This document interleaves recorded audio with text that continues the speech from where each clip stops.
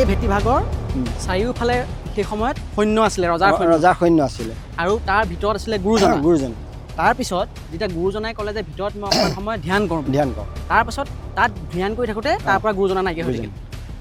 গুৰু তেতিয়া নাইকিয়া হৈ গ'ল। ধ্যান কৰিয়ে তেওঁ সেইখিনিতে অন্তৰ্ধ্যান হৈ গ'ল। এই ভেটিভাগতে নাইকিয়া হৈ গ'ল।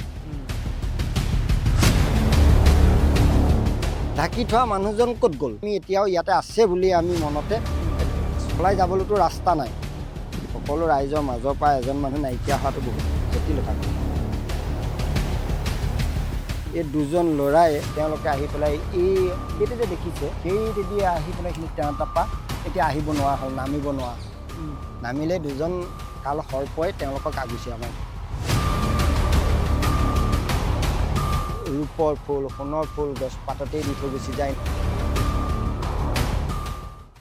এই মুহূৰ্তত মই আছোঁ যোৰহাটৰ মালৌ পথাৰৰ সেই ঐতিহাসিক বৰভেটি থানত, যিখন থানলৈ প্ৰতি বছৰে বহু লোকৰ ইয়ালৈ আগমন ঘটে। আৰু এটা ভেটি আছে ইয়াত, যিটো ভেটি আহোমৰ শাসনকালতে আচলতে মায়াময়া সমাজৰ যিসকল ভক্ত, সেই ভক্তসকলে এই ভেটিটো নিৰ্মাণ কৰিছিল। আৰু ইণ্টাৰেষ্টিংলি মায়াময়া সমাজৰ যিসকল লোক আছে, তেওঁলোকৰ যিটো পাগুৰি, সেই বিশেষ সেই পাগুৰিটোত কটাৰীয়ে কাটি তাত মাটি ভৰাই, সকলোৱে এপাগুৰিকৈ মাটি ভৰাই সেই বৃহৎ ভেটিটো বনাইছিলে।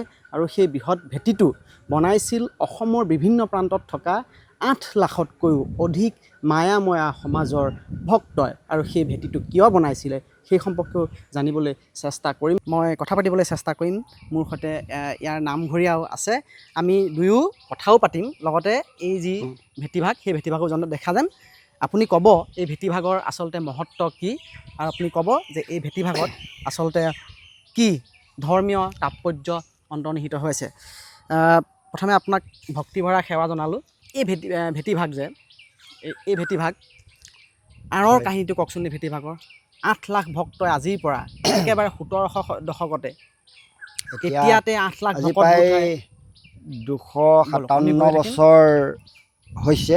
হয়, আমাৰ মোৱামৰীয়া যেতিয়া ৰজাৰ শাসনত আছিল, হয়, মোৱামৰীয়া সকলো ভক্তসকলক ৰজাৰ হয়, স্বতন্ত্ৰীয়া আছিল।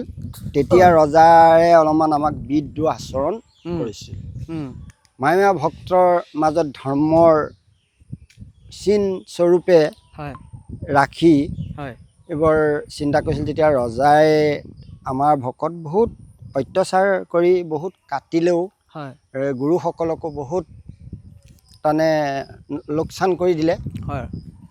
তাৰ পাছত যি কেইজন পলাই মেলি আছিল আৰু ৰজাৰ ভয়ত, তাৰপিছতে আহি গোট খাই এই অষ্টভুজদেৱৰ তেওঁ গুৰুজন অধিকাৰ হৈ গুৰুৱে যিমানখিনি শিষ্য আছিল, সেই শিষ্যখিনিক মনতে আহ্বান কৰি মই সকলো শিষ্যক গোটাই এটা আমাৰ মায়াময়া ধৰ্মৰ প্ৰতীক চিন স্বৰূপে ৰাখিবৰ কাৰণে মন মেলি তেওঁ মনতে স্থিৰ কৰি তেওঁ ভকতসকলক এই মালৌ পথাৰত যি জেগাতেই 24 ছাট পানী আছে, সেই 24 ছাট পানীৰ জেগাটুকুৰা তোমালোকে চাই আহা। সেই ভক্তসকলে আহি তেতিয়াৰ যুগতে আহি এই ভেটিভাগ বিচাৰি এই জেগাতেই 24 ছাট জেগা পালে। তেতিয়া গুৰুক ক'লে যে আমুক জেগাতে আমি পাই থাকিছোঁ। তেতিয়া গুৰুৰ মনত যে মোৰ কামটো সম্পূৰ্ণ হ'ব। তেতিয়া তেওঁ যিমান ভকত আছিলে সকলো দেশলৈ জেগালৈ আৰু খবৰ পঠিয়াই সকলো একে জেগাত গোটাই মায়াময়া ভক্তসকলক একগোট কৰি তেওঁ এই হেৰিয়াৰ যিটো শ্ৰীৰামচন্দ্ৰ সাগৰত সেতু বান্ধিছিল, সকলো বান্দৰ সৈন্যসকলক লৈ আমাৰ গুৰুজনে সকলো ভকতক লৈ এই বৈকুণ্ঠ সেই সৰোবৰত ধৰি লওক এটা পিটনি আছিলে, সেই তাতে মাটি দি পেলাই তেওঁ মনেৰে স্থান কৰি ধ্যান এটা কৰি এই জেগাতে তাৰমানে তেওঁ সেই স্থাপনা কৰিলে। তেতিয়া সকলো ভকতক মাতি আনি আৰু তামোল কটা, আগৰ ডাবুৱা কটাৰী, সেই তামোল কটাৰীয়ে মাটি খানি গামোচাত ভৰাই ৰাম নাম লৈ আহি পেলাই এই ভেটিতে দিছিল। সেই দিওঁতে এই ভেটিভাগ বহুত প্ৰকাণ্ড এটা ওখ সৃষ্টি হৈছিল গোবৰ্ধন পৰ্বত আকাৰ। সেই তাতে ভক্তসকলক লৈ তেওঁ নাম কীৰ্তন কৰিছিল। নাম কীৰ্তন কৰি থাকোঁতেই ৰজাই আহি এই স্থানতেই আমাৰ গুৰুজন পলাই আছে বুলি ধৰি লৈ তেওঁ যে গুৰুক আমি হত্যা কৰিব। ৰজা সৈন্য আহি ইয়াত পালেহি আৰু গুৰুসকলে ইয়াত গুৰুৱে ভকতে একেলগে নাম লৈছে। তেতিয়া গুৰুৱে ক'লে, তুমি যেতিয়া মোক ৰজাৰ আদেশ তোমালোকে নিবাই, মইতো যাবতো লাগিবই, নগ'লে নহ'ব। সেইকাৰণে মোক অকণমান আধা ঘণ্টা সময় দিয়া, মই মোৰ ঈশ্বৰৰ উপাখ্যানা কৰি লওঁ। সেই ঈশ্বৰৰ উপাখ্যানা কৰিবলৈ লওঁতে আঁৰ কাপোৰ বুলি কয়, চন্দ্ৰতাপ দি পেলাই তেওঁক নেদেখা আবুৰ কৰি অন্ধ হেৰিয়াত তেওঁ নিজে ভগৱানক ধ্যান কৰিলে। ধ্যান কৰিয়ে তেওঁ সেইখিনিতে অন্তৰ্ধ্যান হৈ গ'ল। সেই জেগাতে অন্তৰ্ধান নাইকিয়া হৈ গ'ল। আৰু ৰজা এই ভেটিভাগতে নাইকিয়া হৈ গ'ল। তাৰপিছত আৰু ৰজাই পাছত নোলোৱা দেখি চিন্তা কৰি চালে, কিয় নি গ'ল কেলৈ ইমান দেৰি হৈছে।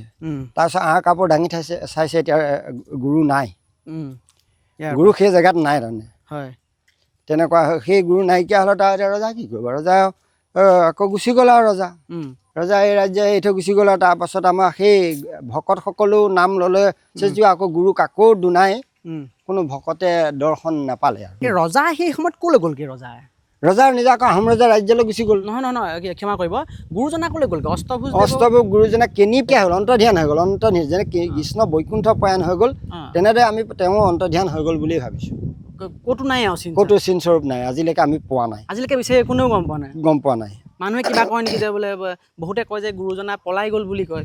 কিছুমানে গুৰুজন পলাই গ'ল বুলি কৈ দিয়ে, কিন্তু এই অন্তৰ্নিহিত হৈ আমি এতিয়াও ইয়াতে আছে বুলি আমি মনতে ধৰি আছোঁ। কাৰণ ৰজাৰ সেই সময়ত ৰজাৰ ওচৰততো বহুত সৈন্য আছিলে। যেতিয়া বেৰি থাকে, যেনেকৈ ধৰি লওক সকলোৱে বেৰ দি ধৰি আছে, তাত মাজৰ পৰা কেনি যাব, পলাইতো যাব নোৱাৰে। সেইটো কিছুমানে কয় পলাই যাবলৈতো ৰাস্তা নাই। সকলো ৰাইজৰ মাজৰ পৰা এজন মানুহ নাইকিয়া হোৱাটো বহুত জটিল এটা কথা। আমাৰ সেইখিনি সময়ৰ পৰাই এই বস্তুটো, এই মোৱামৰীয়া যিটো ধৰ্ম, সেই ধৰ্মৰ চিন স্বৰূপে এই ভেটিভাগ গুৰুজনাই আৰ্হি বনাই থৈ গ'ল। মানে এই ভেটিভাগৰ চাৰিওফালে সেই সময়ত সৈন্য আছিলে, ৰজাৰ সৈন্য আছিলে, আৰু তাৰ ভিতৰত আছিলে গুৰুজনা। তাৰপিছত যেতিয়া গুৰুজনাই ক'লে যে ভিতৰত মই অকণমান সময় ধ্যান কৰোঁ, তাৰপাছত তাত ধ্যান কৰি থাকোঁতে তাৰ পৰা গুৰুজনা নাইকিয়া হৈ থাকিল। গুৰু তেতিয়া নাইকিয়া হৈ গ'ল। এইফালে সকলোতে সৈন্য, সকলোতে চাৰিওফালে বেৰি আছিল সৈন্যই। মানে দেখা দেখি তুমিয়ে মই এতিয়া যেনেকৈ কথা পাতি আছোঁ, ধৰি লওক আমাৰ এইখিনিত এটা বস্তু আৱৰি থোৱা এজন মানুহ আমি ধৰি লওক ঢাকি থৈছোঁ। ঢাকি থোৱা মানুহজন ক'ত গ'ল? চাৰিওফালে সৈন্য, এইফালেও সৈন্য, মাজত আছিল সেই গুৰুজনাক। এই সৈন্য থাকিলেও কিন্তু সৈন্যৰ মাজতে বা সৈন্যৰ সন্মুখতে গুৰুজনা ইয়াৰ পৰা অন্তৰ্ধান হৈ গ'ল। সেয়াই ভগৱানৰ শক্তি, ভগৱানৰ ভক্তিত থকা সেয়াই হৈছে শক্তি। এই গছবিলাক যে আছে এতিয়া, এই গছবিলাক কটা মেলা কৰে নে এনেকৈ? এতিয়া কটা নাই। আগৰ যি ইয়াত গছ আছিলে, এই পুৰণি গছ, ইয়ালৈ মানুহ যাব পাৰেনে? ইয়ালৈ যাব পাৰে। আপোনাৰ নিয়ম নীতিত আমি এতিয়া যাব পাৰোঁ।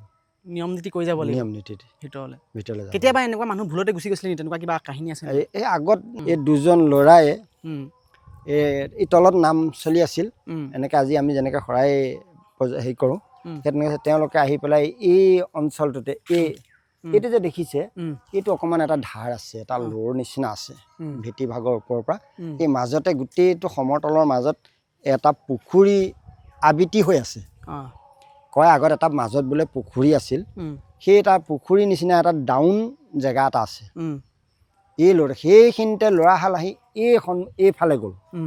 সেই পুখুৰীটো সেই সিফালে ৰাস্তা নিচিনাকৈ সমতল জেগা আছে, সেইদি আহি পেলাই সেইখিনি তেওঁ তাৰপৰা এতিয়া আহিব নোৱাৰা হ'ল, নামিব নোৱাৰা হ'ল। নামিলে দুজন কাল সৰ্পই তেওঁলোকক আগুচিয়া মাৰি ধৰে।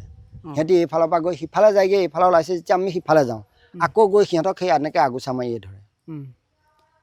ল'ৰাকেইটা তাৰমানে যদিও মজলীয়া ডেকা আৰু চিঙিলীয়া ডেকা, সিহঁতি সিফালে গৈ তত্ত্ব নাপায়। তাৰপিছত ভয় খাই চিঞৰি দিলে।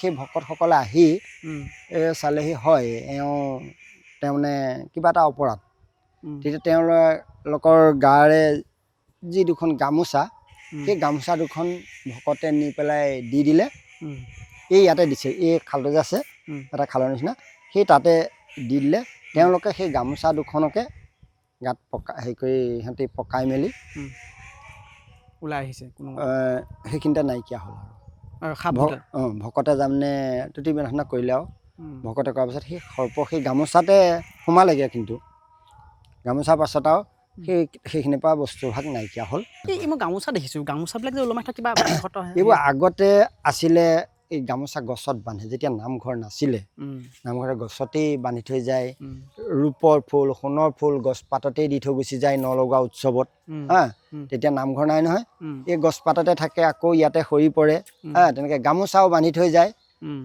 সেই গামোচা বন্ধাৰ নিয়মটো অতীজৰ আছে যদিও চলিয়ে আছে আৰু এয়াই আছিল ভেটিটোৰ আঁৰৰ ৰহস্য আৰু আশা কৰিম আপোনালোকেও যদি কেতিয়াবা সময় পায় তেনেহ'লে আপুনি আপোনাৰ মনৰ বাঞ্ছালৈ এই ভেটিটোলৈ আপুনি আহিব পাৰে সেই ভেটিটোত সঁচাকৈ এক অলৌকিক শক্তি নিহত হৈ আছে আৰু সেই অলৌকিক শক্তিয়ে আপোনাৰ যি বাঞ্ছা সেই বাঞ্ছাক সঁচাকৈ পূৰণ কৰিব কাৰণ এপেকেট নিমখ আৰু এগছি চাকি জ্বলালে আচলতে ইয়াত যি আগৰ পৰা লোকবিশ্বাস আছে সেই লোকবিশ্বাস অনুসৰি ইয়াত আপুনি যদি এগছি চাকি জ্বলায় তেনেহ'লে আপোনাৰ মনৰ বাঞ্ছা ইয়াত আপোনাৰ পূৰণ হ'ব আশা কৰোঁ সকলো ভালে থাকক কুশলে থাকক আৰু দ্বিতীয় খণ্ডটো এই সম্পৰ্কত আৰু দ্বিতীয় এটা খণ্ড হ'ব সেই দ্বিতীয় খণ্ডত আপোনালোকক সোনকালে চাবলৈ পাব এই চেনেলটোৰ জৰিয়তে